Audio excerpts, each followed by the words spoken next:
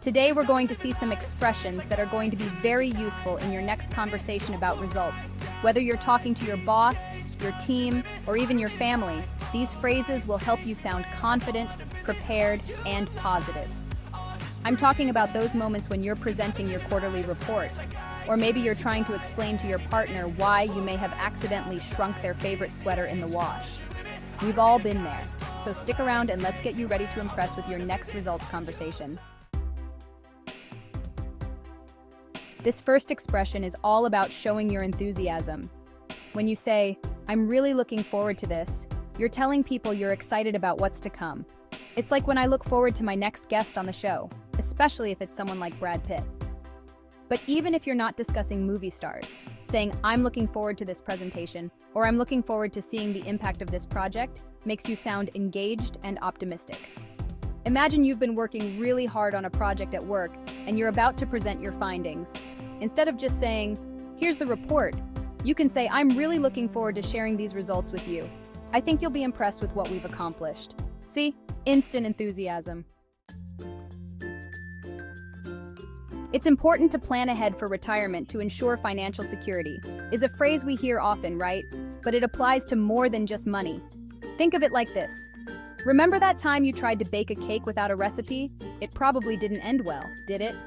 Planning ahead is like using a recipe for success in any situation. When discussing results, planning ahead means anticipating questions and having answers ready. It's like when I plan my jokes for the show. I don't want to end up with a bunch of crickets from the audience. They're planning to set up a new branch of their... Sounds pretty corporate, doesn't it? But it's really about new beginnings. It's like when we bring out a new game on the show, everyone gets excited for something fresh and different. So, how can you use setup in a results conversation? Let's say your team has been working on a new marketing campaign. You could say, "We're setting up for success by targeting a whole new demographic." See? It's like you're setting up the stage for amazing outcomes. Now, this expression is all about making a difference. We hope our new initiative will bring about positive changes in the community. That's what we all want, right? To leave things better than we found them. So when you're discussing results, think about how your work has brought about positive changes. Maybe you helped increase sales, improve customer satisfaction, or even just boosted team morale. Whatever it is, celebrate those wins. We've all been there. You're about to hit the buy button on that online shopping spree, but then you think, maybe I should hold off for a bit. That's exactly what hold off means. To pause and wait for a better time.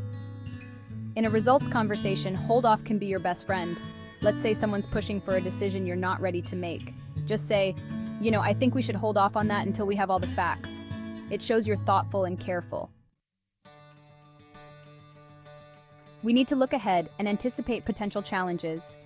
It's like when you're driving a car, you don't just look at what's right in front of you. You look further down the road to avoid any surprises, or squirrels, or potholes. When discussing results, looking ahead shows you're thinking strategically. Instead of just dwelling on the past, you're already planning for the future and considering all the exciting possibilities. You can count on me to support you. That's what friends are for, right?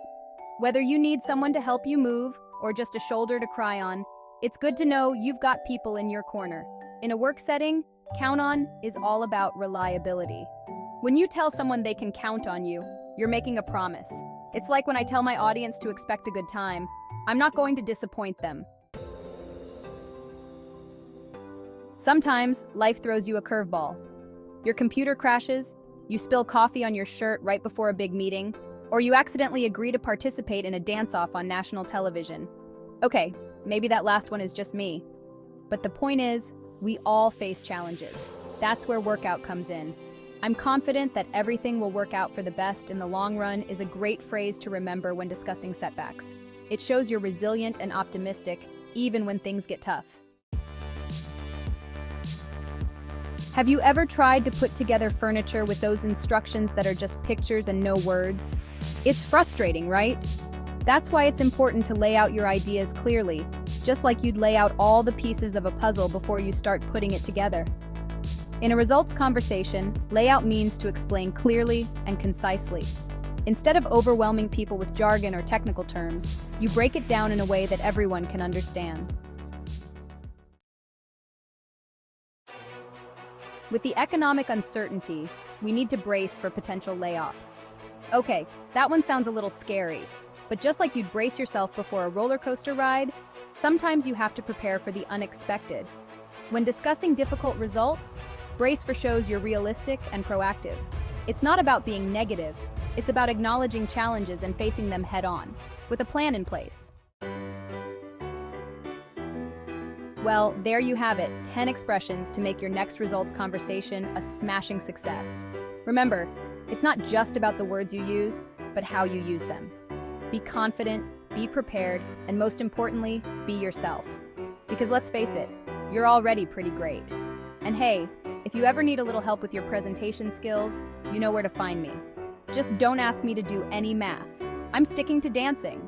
So go out there, use these expressions, and knock 'em dead.